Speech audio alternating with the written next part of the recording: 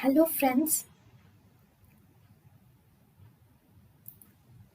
welcome to Creative Medicine. In this lecture, we will learn about. Hello friends, let us now learn the differences between endosteal layer and meningeal layer. Let us now learn differences between endosteal layer and the meningeal layer. So if you see endosteal layer, it is actually a periosteum of the skull.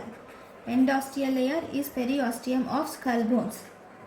Endosteal layer has fibroblasts and it has osteoblasts. It has fibroblasts and osteoblasts, and endosteal layer is not continuous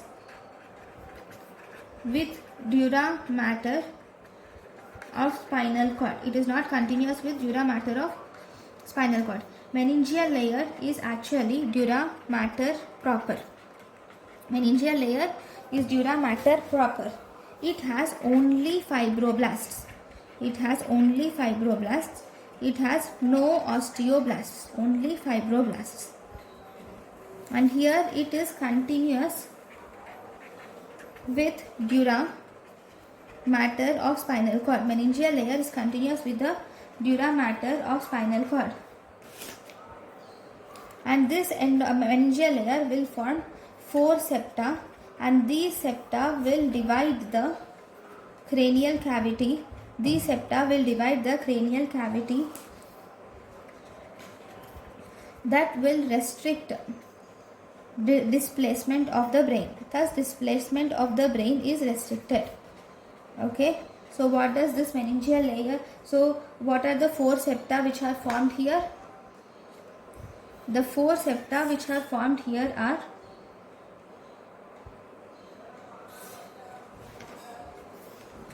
falx cerebri, tentorum, falx cerebri separating the 2 cerebral hemispheres, tentorum cerebelli separating the cerebrum and cerebellum, and we have falx cerebelli which is separating the 2 cerebellar hemispheres, and diaphragma sella. Okay, so these are the important points about endosteal layer and meningeal layer. Then one more important thing is one liner. Okay, if you see, usually the venous sinuses are bounded by both endosteal layer and also meningeal layer. Venous sinuses are bounded by both endosteal layer and meningeal layer.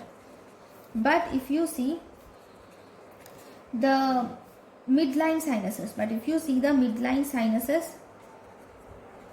these are actually bounded by meningeal layer only. The midline sinuses are bounded by meningeal layer only.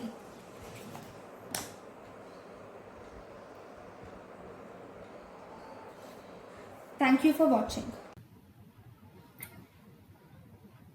Thank you and thank you for watching.